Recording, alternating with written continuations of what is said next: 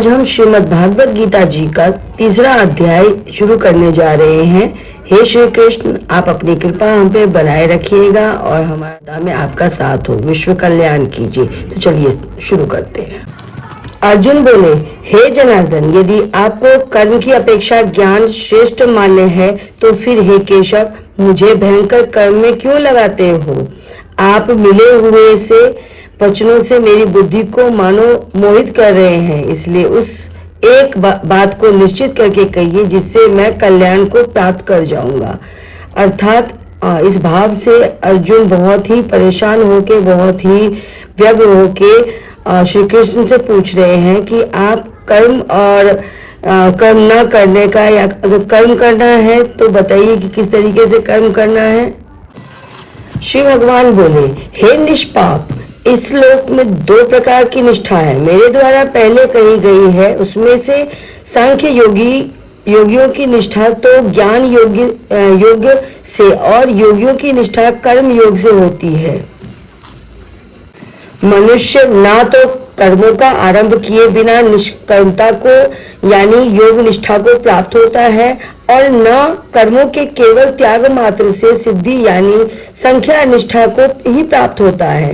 निसंदेह कोई भी मनुष्य किसी भी काल में क्षण मात्र भी बिना कर्म किए नहीं रहता, क्योंकि सारा मनुष्य समुदाय प्रकृति जनित गुणों द्वारा परवश हुआ कर्म करने के लिए बाध्य किया जाता है।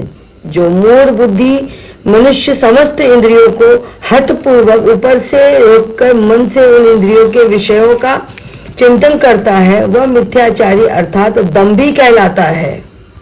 किंतु हे अर्जुन, जो पुरुष मन से इंद्रियों को वश में करके अनासक्त हुआ समस्त इंद्रियों द्वारा कर्म योग का आचरण करता है, वही श्रेष्ठ है।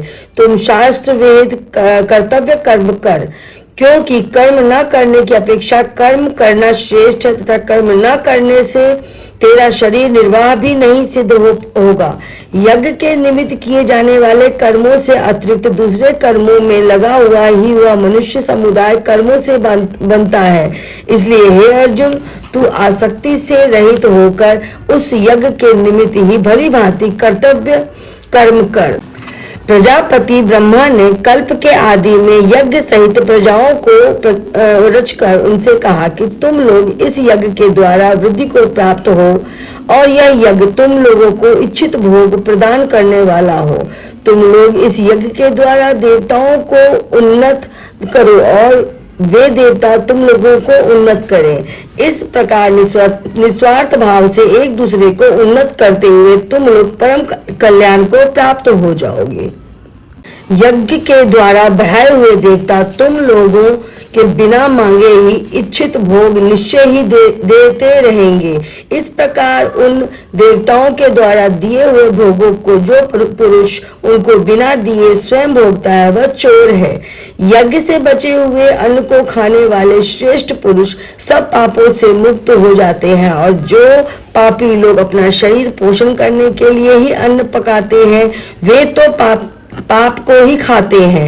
संपूर्ण प्राणी अन्न से उत्पन्न होते हैं। अन्न की उत्पत्ति वृष्टि से होती है, वृष्टि यज्ञ से होती है, और यज्ञ विहित कर्मों से उत्पन्न होने वाला है। कर्म समुदाय को तू वेद से उत्पन्न और वेदों को अविनाशी परमात्मा से उत्पन्न हुआ जान। इससे सिद्ध होता है कि सर्वव्यापी परम अक्षर परमात्मा सदा ही यज्ञ में प्रतिष्ठित है।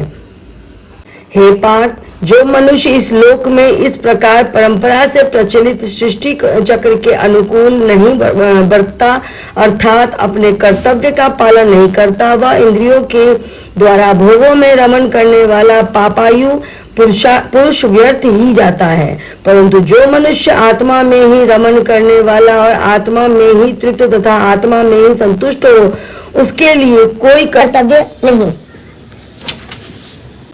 उस महापुरुष का इस विश्व में न तो कर्म करने से कोई प्रयोजन रहता है,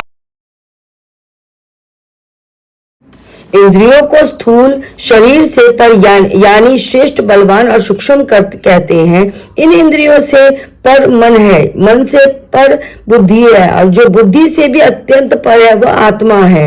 इस प्रकार बुद्धि से पर अर्थात सूक्ष्म बलवान और अत्यंत श्रेष्ठ आत्मा को जानकर और बुद्धि के द्वारा मन को वश में करके हे महाभाव तू इस काम रूप दूजे शत्रुओं को मार डाल। इस तरह हमने आज तृतीय अध्याय समाप्त किया। ओम नमो नारायण।